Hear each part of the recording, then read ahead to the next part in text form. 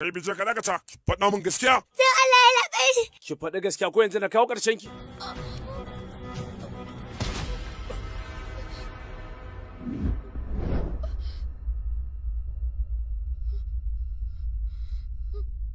Ba ita ta aikata haka ba, kuma ita mace ce, kuskure ne labai, ka rabu da ita.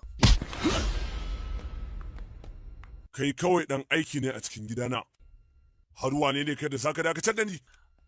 Daga yanzu kada ka ƙara tsoma bakinka akan abin da ya shafi gidana shashasha. Kai bice wai me ka aikata?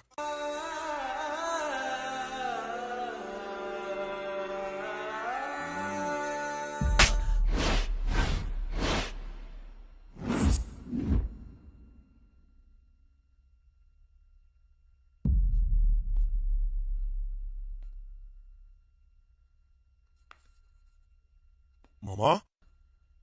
Maza yanzu na ka kalle shi ka ba shi haƙuri. Me kika aikata ne haka? Me yasa ni zan ba shi haƙuri to?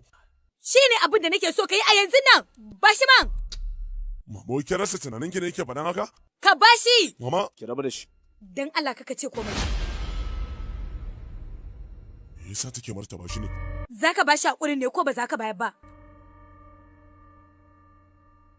A yau dole ya kamata ya san gaskiya. Har waye shi da zai sa hannu ya mare ka. Beje, maza yanzu na ka ba shi haƙuri. Da kyau mama, da kyau sosai. Wato ta bari guda yana rashin da, sannan kuma yake bukatar na san wani gaskiya. Wai me yake faruwa a cikin wannan gidan ne? Duk gaba ɗaya shine dalilin abin da ke faruwa. Da zarar ya mutu matsalolinmu gaba ɗaya za su kau. Kai bije, ka tsaya ka saurare ni. Ka sani sai na shege ka. Kashe shi kake son yi kashe shi. Baby Kashe Joy. shi man. Babanka ne. Ka kashe babanka da hannunka.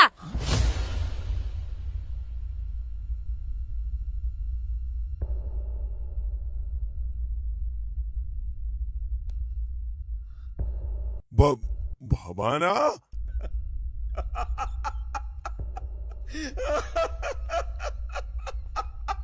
Kai, ɗana, bije, da gaske fa nake, ka yadda da ni mana. Shi ɗin babanka ne. Wannan mutumin da ya mutu a yaƙi ba babanka ba ne, wani ne can daban. Wani abu ne kamar su dabar ya afku. Har yanzu gashi nan bai canza ba. Saboda na san ba wanda zai yadda a cikin ku shi yasa ban faɗa ba. Da gaske nake fa, shi ɗin babanka ne. Me yasa zaki nan gangariya? Idan so ki a rabar shi ko ki ce a kyale shi mana? Ha ba kaka, muna ta dariya akan cewa yana kama da kaka, shine zaki ce wani shine? Kakanka ne.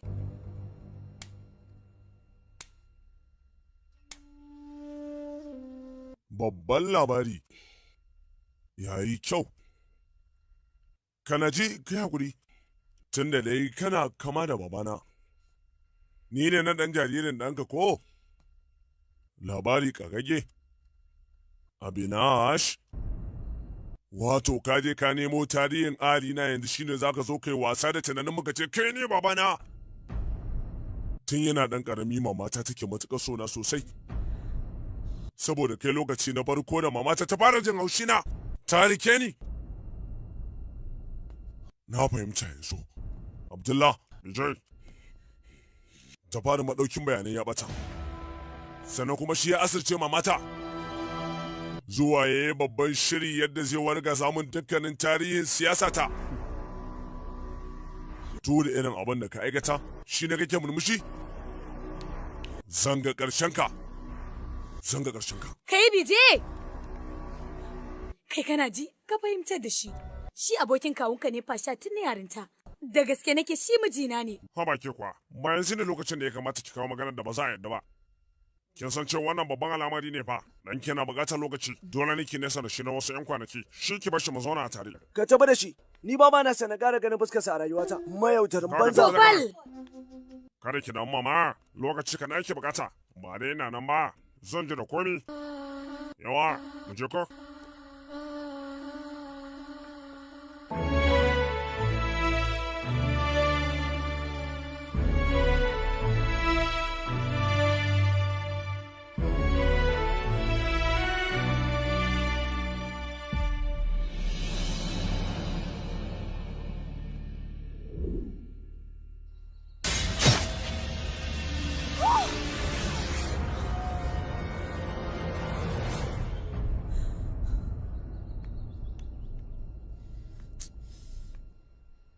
Kai wani ya ɗaga min kira na mana me yake faruwa?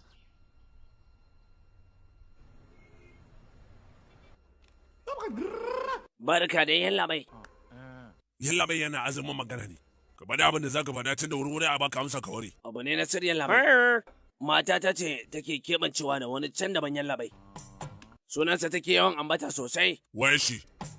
Shi ne sananne ne sosai yallaɓai. Yallaɓai zai jira komai ka faɗi ko waye shi? Bawan kaliyan ne yallaɓai. Ba ta da aiki face ba ɗan sunansa yallaɓai.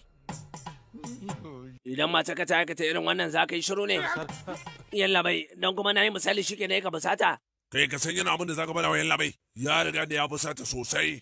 Kowa bai da aiki ba ce ya zo ya ce zai kawo ƙara akan babban jarumi. Kai da Allah waje, fita ka ce. Yallaɓai, yallaɓai ƙara mana kawo. Zan ba su Za ku mana saurare kai, ni mana. wallahi zan kulle ka.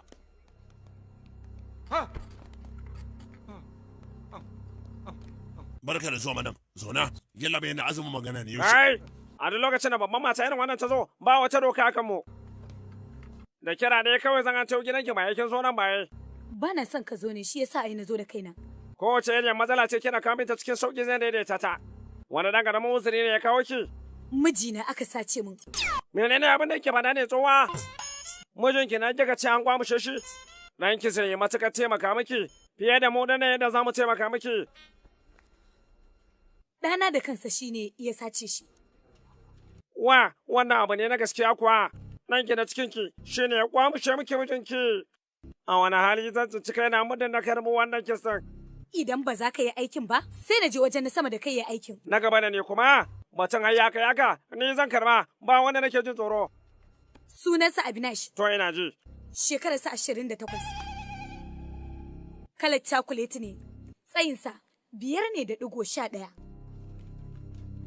Ki ɗan jira na minti ɗaya yanzu nan zan dawo. Shikenan. Ita wato tsohuwar shekararta 68. Sannan kuma shi mijin nata shekararsa 28. Sannan kuma ɗanta shekararsa 50. Shikenan zan yi iya bakin ƙoƙarina wajen ganin cewa na dawo miki da mijinki. Shikenan. Yawa ga ta fitowa ita ce kuwa. Yawa madam.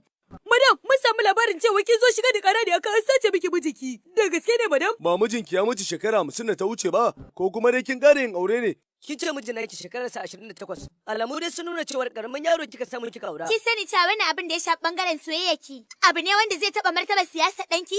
Kuma hakan zai iya bashi matsala. Shekarar ki 65 yanzu ba? A shekarun ki magana soyayya ko kuma aure abu ne mara sauki. Yanzu gashi akan soyayya kin zo shigar da kara akan danki. Me zaki iya cewa duniya? Za ku samu amsar ku nan ba da jimawa ba. A yanzu dai zan iya cewa abu ne da ya shafi mijina.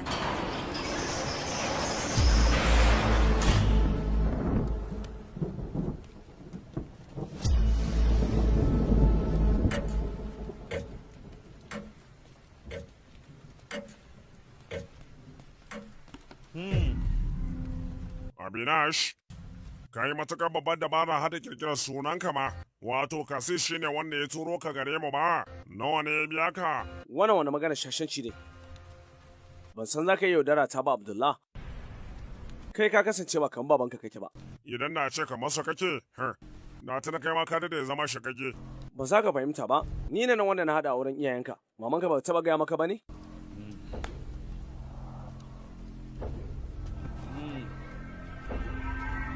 Ku sashe ba da gaskiya.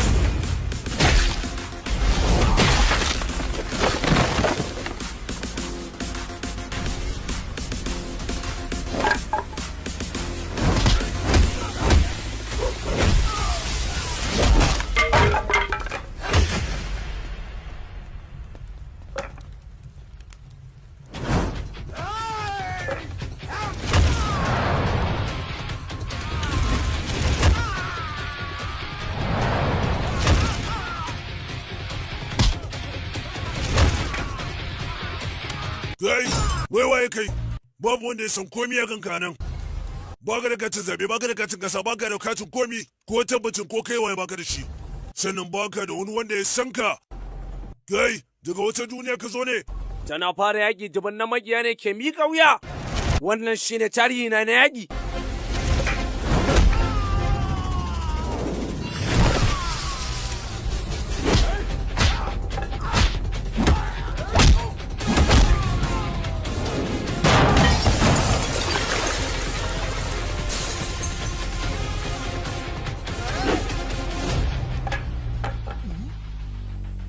To wannan jakin kuma wa yake sarawa? Kai wayo, kai da ba, ba ni kake sarawa yanzu nan ba. Wayo.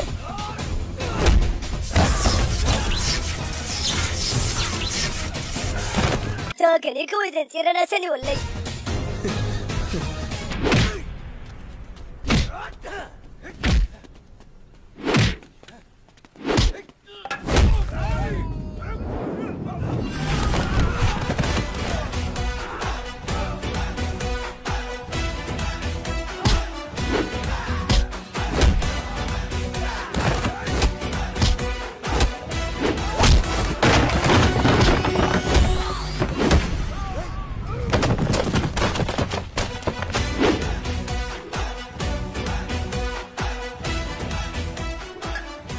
Zan kira daga baya.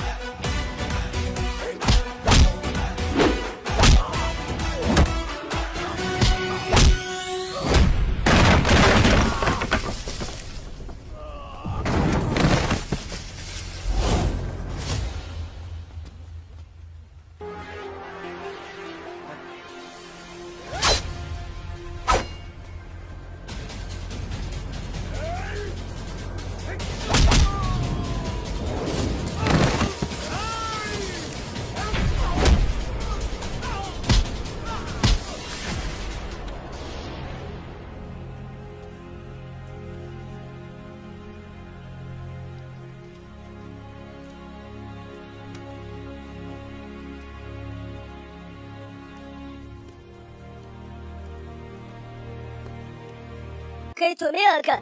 Bayan ya suburbure mu, shugabanni ne zai cece shi. Ni ma ban fahimta ba mu je. Kada Allah more.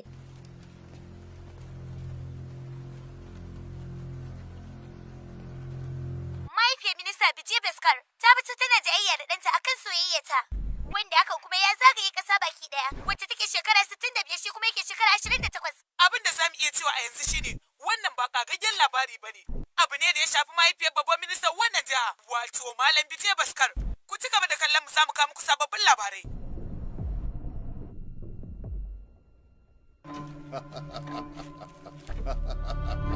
Bijiya Beskar taka ta ƙare. Kaga shigo. Ki bari ammo. Tawo mana. Madam, barka dai. Ƙaraso zauna. Ba ma buƙatar wannan gaisuwa taka. Kalle shi da kyau. Ji azabtawar da suka mai bayan sun sace shi. Yalla bai kai ne. Majunta, kuma da gaske? Gaskiya dai ko? Na yi matuƙar farin ciki da haɗuwa da kai. Gaskiya ba da kai da madan kun yi matuƙar dacewa da juna. Zan dawo nan da 'yan mintuna. Amma me kawo mana yanzu? Mu tafi kawai. Kai! Yalla bai. Ina mai umartar ku da ku sabarbade ni, iya sabarbada kuma yadda kuke so. Zan yi matuƙar farin ciki ma idan kun ji min ciwo, amma ni ba zan yi wata magana ba, ba zan dau mataki ba. Dama ta zo manama. Har yanzu ga baki ne fushi na bai sauka ba. Maza ku da ka, ku sabarbade ni. Kai maza. Barka da yalla bai. Me kake bukata? Ina so a ce ba na hakuri ne a gaban 'yan jarida yalla bai. Kana nufin fawon kaliyan nan wai? Yalla bai. Kai, ka sani ko da labarin cewar ma ka kawo kana a cikin ofishin nan ba zai taɓa fita ba ko da wasa. Domin idan masoyansa suka ji, wallahi ko da fitsari ba za su taɓa barin ka cikin nutsuwa ba. Maza ka ware, ina da matsalar da zan warware yanzu tsakanin ɗan shekara 68 da ɗan shekara 28. Ka ce minti ɗaya, amma me yasa ka ji masu yanzu ka dawo? Gabaki ne ba na jin daɗi ne shi yasa na fita, na je domin na samu kuzari.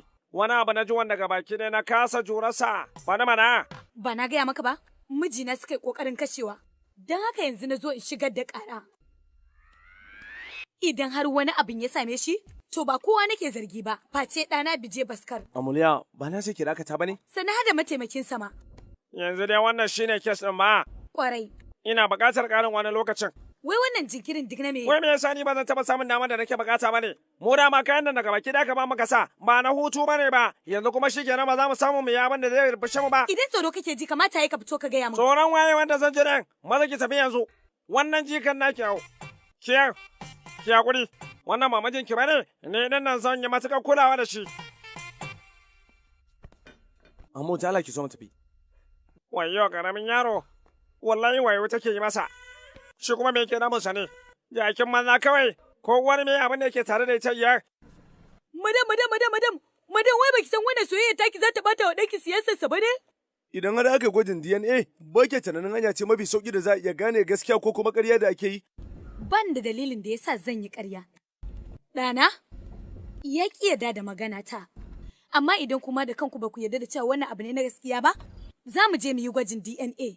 Idan sakamakon ya fito, idan ƙarya sakamakon ya nuna ni zan yarda da duk hukuncin da aka yanke.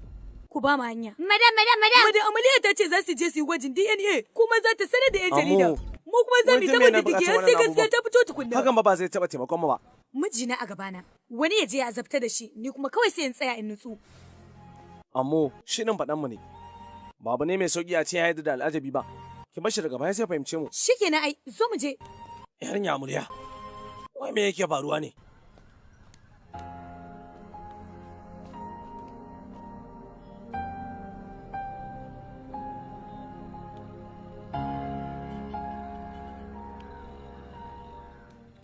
Kai, to yanzu dai ai kai da ni ba? Yau cikin ƙwarin gwiwa mamana, amma a wace rana ta zan yarda da kai? Yanzu dai na share canta mata, don haka ku dawo gidana da zama har zuwa komai ya gama warwarewa. Shikenan, na gode ɗan uwa. Ba buƙatar ki min godiya ai. Kin dawo min da babban abokina. Za mu ci gaba da hamagancin mu da muka saba. Ne san fahimtar da shi komai, zo mu tafi kai. Kai, ka canza kalar gashin ka malam. Ba zan juri ganin ka wannan tsufan ba. Ba dai yanzu za mu zauna tare da kai ba sai ka canja min kalan gashin. Yanzu dai mu fara tafiya tukunna.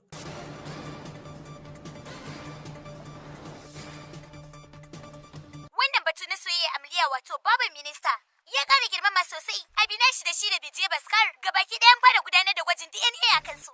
Yayin da yanzu gabaki ɗaya mutanen ƙasa suke jira domin sakamako ya fito. Shagali! Gaskiya wannan batu na babu Bije Baskar abu ne mai ban mamaki.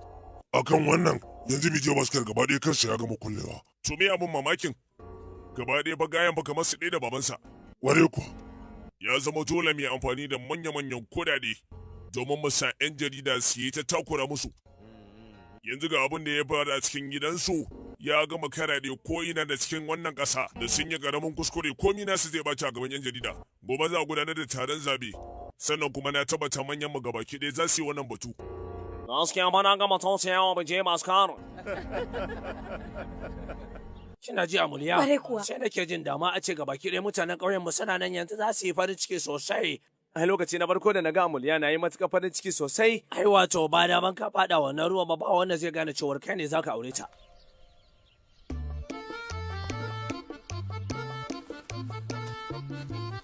Na gode. Dai na san fe. Na yi kewar ka sosai.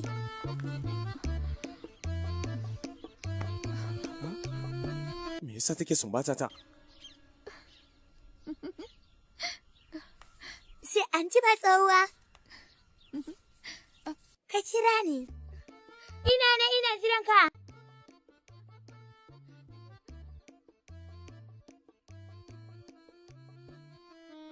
Ka dallawari. Ke, amo.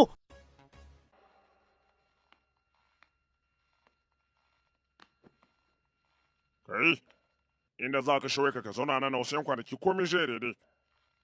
Kai, idan ba damuwa wani abu nake so na gaya ma. Ni ba yana jin cewar batu a kansa wallahi gaskiya ne. Me gaskiyar? Shi nan babana ne wai? Ban taɓa tunanin abokina shi ma zai min haka ba. Tsawon shekara 20 na dage na zage ina ta aiki tukuru saboda na kai wannan mataki. Amma gashi komai ya tafi. Dalilin shi kaɗai kawai. Tir, a duk lokacin da yara suke kuskure iyayensu ne suke gyara musu. Amma kuma idan uwa ce kuskure, sai abin ya zama ciwon kai. Shi za ka yi kamar ka mutu. Kada ka ci haka bijai. A wace ranar ya fada da 'yan daba fiye da misali. Dole aka kallon ƙaramin yaro ya min. Sai dai ya bani labarin gabaki ɗaya da aka yi bikin yayana. Ma wanda ya san da wannan batu sai shi kadai. Kai, ka saurare ni mana. Zai fi kyau idan ka tsaya ka yi magana da shi. Me abin da zai fi kyau ɗin to? Ka bari sakamako ya fito za ka fahimta. Ni ma abin da ya sa na faɗa hakan kirayi. Ka tsaya ka kalli labarai man. Labarin soyayya Amliya da kuma Abinash kowace rana ƙaratin batsa yake. Sannan kuma ga binciken da ake yana ba da mamaki. Manya-manyan likitoci da kuma masana sun dukufa sosai domin gano gaskiya akan wannan batu. Dukkanin wani bincike da aka gudanar an tabbatar da cewar babu wani abu da ya bambanta. Domin komai nasu iri ɗaya yake zuwa. Hakan na nufin minista Vijay Bhaskar ya kasance ɗa ne ga kaftin ɗin soja Abinash. Gaskiya ta fito sakamakon gwajin DNA da aka gudanar musu. Tinin wannan banzan tambayar. Me barkau? Kaga maje. Ya dai malam kasi, gabaki dai wannan jawaban yanzu batu kawai ake a kansa. Gwajin da yanayi ɗin ya fito. Sakamakon hakan kuma yanzu ya zama jarumi a wannan jiha. Yana sane juya ƙarya ta koma gaskiya da kansa, saboda ya ce cikinsa a wajen mutane. Shi yasa ya saki manya-manyan kuɗaɗe amfani da iko.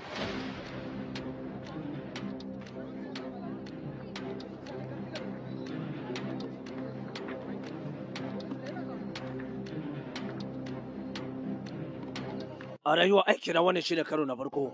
Da na ga irin wannan. A ce komi na shiri ne abu ne fa mai matukar wuya, amma ga shi ya faru. Ta yaya akan hakan ta yi? Kanan daga cikin ilimin kimiyya kenan. To me ya takun mu na gaba? Tun da gwajin DNA ya nuna komi ɗaya ne, alamu sun nuna cewa suna da alaka. Wannan shine dama batun. Idan Vijay Bhaskar ya nuna cewar shi ɗan babansa ne, to babu abin da zai samu mai jayayya a kai. Matsala ita ce Abinash baban Vijay, Amulya ce ta fara gabatarwa, shine na rudanin. Ina da tabbacin, wannan abu ne wanda za mu mai da hankali a kansa.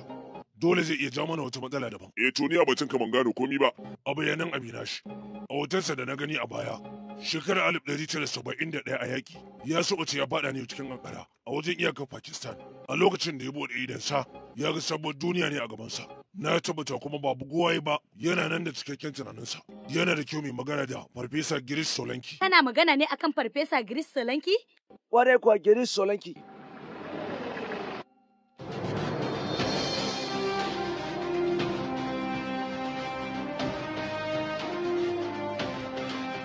Mutum ne shi mai matuƙar basira, yana da bincike sosai akan dukkanin abin da ya sa gaba, akan dukkanin wani abu da ya kasance yana rayuwa a cikin wannan duniya ko kuma duniyar da ta kasance ba tamu ba. Kuma shi ɗin ya kasance shi ne nan shugaban hukumar binciken dukkanin wasu abubuwa tsakanin mutane da kuma dabbobi da shukoki. Duniya baki ɗaya jiran rahoton ka kawai take labai. Domin ka kawo ƙarshen wannan matsala. Za mu ƙoƙarta kawai lokaci muke dan bukata. Shi kenan labai fatan nasara.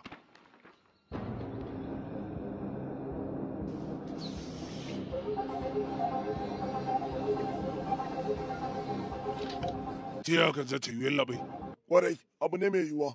A yanayin da yake ciki, dole ne ma ya yi. Doga baki ɗaya bayanan DNA ɗinsu iri ɗaya ne komi da komi labai. Ta yaka za ta yi. Irin wannan kalubale ba sabon abu ba ne a wajen masu kimiyya. Duniya za ta yi da hakan?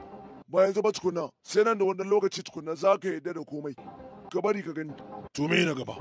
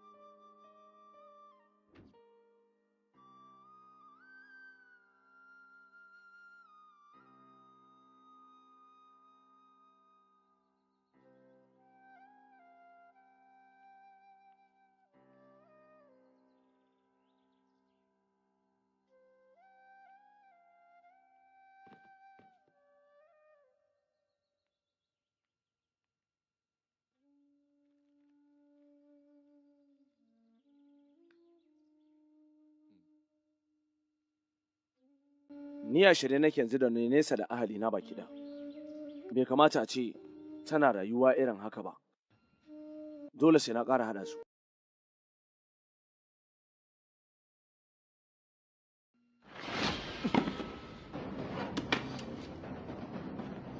Baba! Ina za ka je, Baba? Yau ita ce ranar yin nasara ta. Zan je na shege wancan abin shirin ne, na dawo da mahaifiyata. Baba! Wayyo!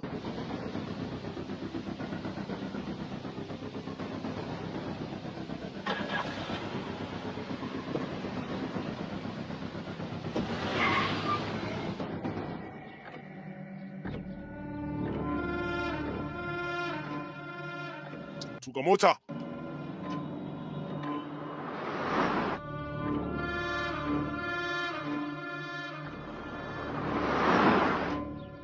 Go! Na ji wasa. Alamu sun nuna idanuwan kare suna kan minista ba. Ina kake shirin kai ni? Dangane da soyayya Abinash da kuma Amliya, yanzu muna jira mu ji amsar da za su bayar. Tabbacin magana akan Abinash gaskiya ce, hakan yasa Farfesa Girish Solanka ya kira taron 'yan jarida domin bayyana musu gaskiya, domin shine babban farfesan da ya bincike akan wannan abu. Yalla bai muna jin ka. Ka kira taron 'yan jarida na gaggawa akan zaka bayyana gaskiya dangane da Abinash. Dama na san kowane lokaci ana kalubalantar mu ne ta hanyar wasu tambayoyi. Akan abin da zan ba ku amsa shine kaftin Abinash kadai. Zaka iya bamu bayanai ta samfarin nasu ya zo ɗaya? Labarin ya fara ne 1971. A lokacin da aka tsinkayi yaƙi tsakanin India da Pakistan. Baya da wannan, a daidai wannan lokaci ne aka samu faɗowar yanayi daga duniyar wata, wanda NASA suka yi ƙoƙarin ganowa, wanda kafin zuwa sa yi bincike a kansa kuma sunansa Zikaro. To menene alakarsa da wannan yallaɓai? Za mu iya cewa shi wannan abu ne wanda in kana rayuwa a kusa da shi, za mu iya cewa rayuwarka za ta yi ta zagaye ne. Menene shi zagayen? Abin da nake nufi da wannan zagayen shi ne, a shekarun baya, a can ƙasar Isra'il, na yi bincike a wata makaranta ta Tel Aviv University, sannan kuma na gano abubuwa da yawa a kai. Tel Aviv University. Kwarai na yadda, ba mutumin da yake rayuwa irin wannan waje ba sai da oxygen, kuma ko da bincike ka je. Ta yaya wannan abu zai yi alaƙa da wannan labari? Kwarai, yana da haɗi. Abu ne da yake sabo a cikin wannan duniya da yake ba a cikin wannan duniya yake ba. A lokacin da Abinash ya subuce ya fado daga sama, ya fado ne inda Zikaro ya fado. Yanzu dai kana so ka ce nan ne inda ya shekara musun ba tare da tsufa ba. Kwarai kuwa. To amma ya mutumin zai iya rayuwa ba tare da ya ci abinci ko ruwa ba? Hakan zai yiwu? Bari an yi ma bayani. Gaba ɗaya suran mutum in ka duba chromosomal system na DNA shi ke ceton telomeres. Dukkanin mutum kuma karfinsa yana tattara ne a jikin telomeres. Ita kuma telomeres abin da take bukata shine kyakkyawar iska wadda za ta kai mata sako da kuma yawan motsawa, sannan kuma mutum ya dinga cin abinci mai kyau. Idan tun lokacin da kana yaro kana yawan cin abu mai kyau sannan kuma kana motsi, a lokacin da girma ya riske ka tsuba ba zai taɓa maka illa ba. Zai zama na cewar kana da matuƙar ƙwarinka sosai, ba kamar wanda baya yawan motsi ba. Kenan dai Zikaro din nan da yake fitar da iskarsa daban. Kana so ka ce yayi matuƙar tallafawa Abinash kenan. To da cewar iska gurin ba irin tamu bace. Kwarai. Gaba da gaskiya. A wannan shekarun to ina za a samu irin wannan? Abin da kuka kasa ganewa shine a yayin da ya fada kusa da Zikaro, kada ku manta shi kansa Zikaro iskar wannan duniya ke amfani da ita. Ya zama dole ne iskarsa ta bambanta da wanda yake lokacin da yake duniyarsa. Za ta bada iska mai karfi wanda mutum zai shaka sannan ya samu inganci a rayuwarsa, jikinsa kuma ba zai taba tsufa ba, siffarka ba za ta canja ba. Sannan kuma zai kasance ne cikin taimakon wannan Zikaro din. Sannan wannan waje ne da mutane ba za su iya zuwa ba. Ballantana su yi ƙoƙarin gano shi tun da wuri. A yayin da ya shekaru 50 a wannan waje, iskar Zikaro ga baki ɗaya ta daina aiki. A wannan lokaci ya ƙarasa faɗowa ya farfaɗo. Shekara 50 a dogo suma? Sai nake tunanin cewa abin da ba zai yi ba. Ya kamata ka yadda. A duk lokacin da mutum ya fada doguwar suma, akan sa masa silinda wadda take ba da iskar shaƙa. Ta ko wani mutumi a Isra'il wanda aka sa shi a ɗakin na masu dogo suma, sai da ya shekara 64 a kwance. Yayin da tankalarsa tana ta tsufa, jikinsa sai da ya murmure. Ya dawo tamkar wani ƙaramin yaro. A shekarar 1986, a labarin da aka samu Michael Jackson ya sa an sashi a cikin wannan waje, saboda yana da muradin jikinsa ya dawo daidai. Za ma ku iya bincikawa. Amma a shekarar 1971 an kawo gawa Abinash nan kuma an yi bikin ƙona ta. Ni da kaina, na je hedikwatar sojoji ta India. A lokacin da suka shiga wannan waje, Rayman ne ya ɗauki abinsa domin ya faɗi ya magala a hannunsa. A daidai wannan lokaci bom ya tashi da su. Ya yi gunduwa-gunduwa shine da aka tsinci wannan abu a jikin hannunsa. Kawai sai kai zaton gawar Abinash ce. To da ƙarshe dai kana so ka ce shi ne Abinash. Ba ni kadai ba, alamomi guda 5 ma gabaki ɗaya sun gama bayyanawa. Tabbacin Abinash na raye.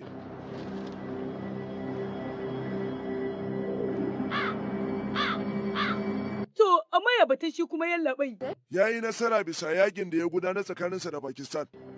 Amma har kawo yanzu yana nan yana yaki da mutanensa. Matarsa ta yarda da shi, amma kuma ɗansa bai yarda da shi ba. Duniya kuma tana tozarta shi, duk da cewar yakinsa bai ƙare ba.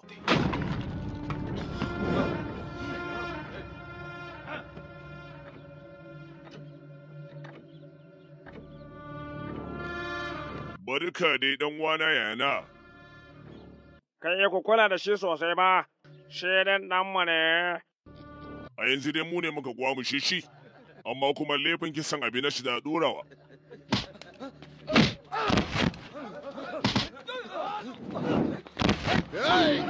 Kai!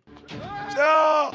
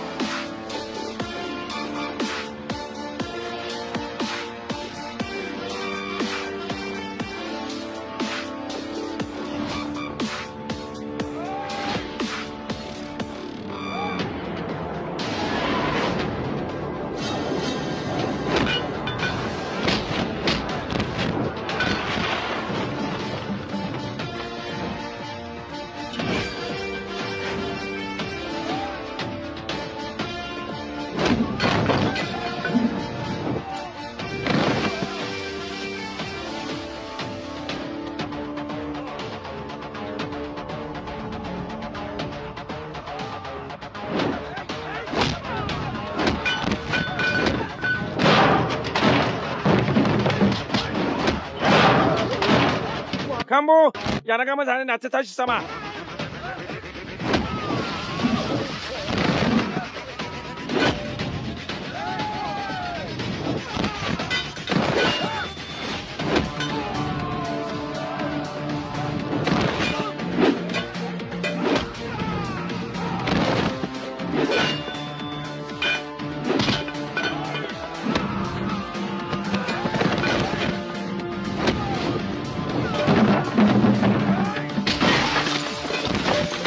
Mutumin sin wanshi gabaki da ya biya wargaje shirin ma kan kasinan mu.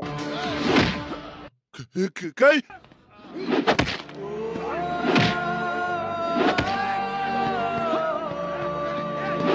Maza ku shege banzan!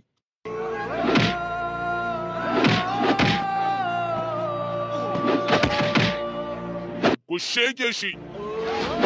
Yawa maza ku yi ta suburbu da sa!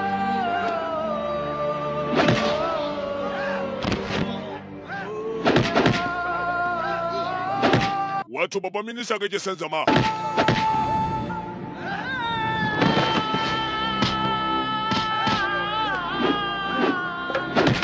Wanzu bani. Babban minista kake son zama ba.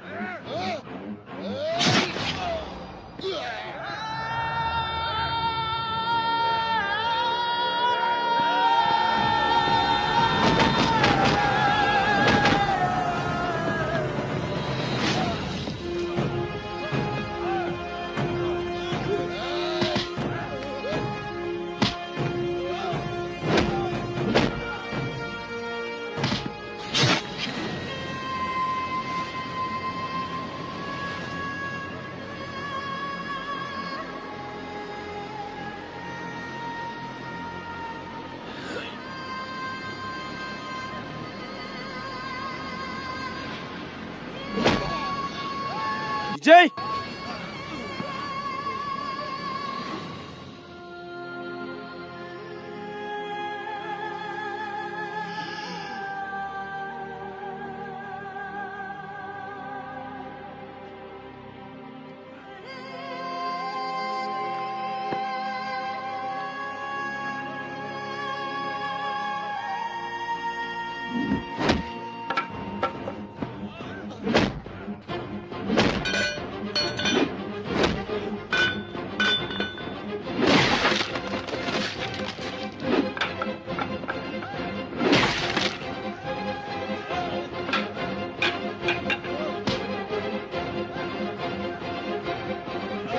Kai! Ku shege su duka, kada ku rabu da su, kada ku kyale su.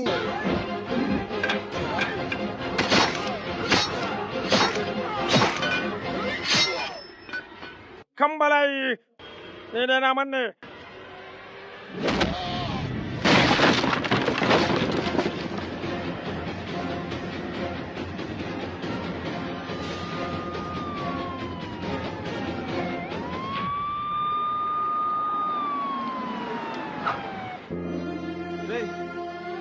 Kai! Bijay! Bude idonka! Kai Bijay! Bijay! Ka bude idonka ko sau ɗaya ne kaji?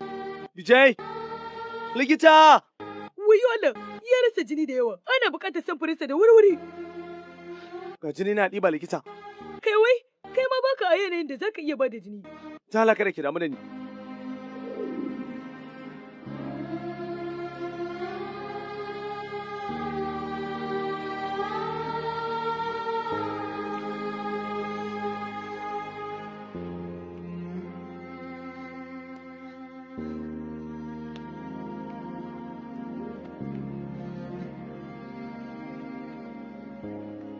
Ɗana Bije?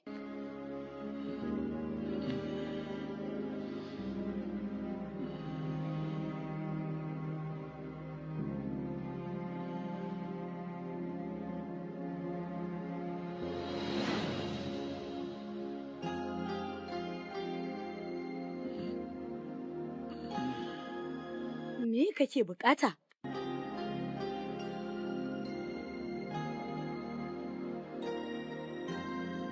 Baba.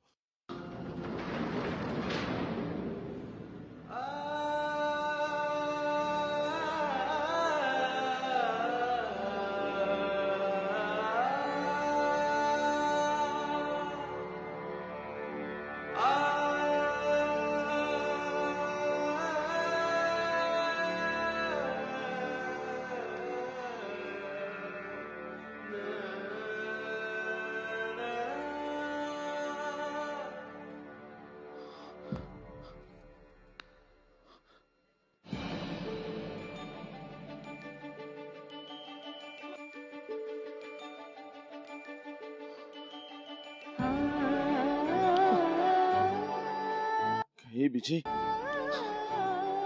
Ka yi haƙuri.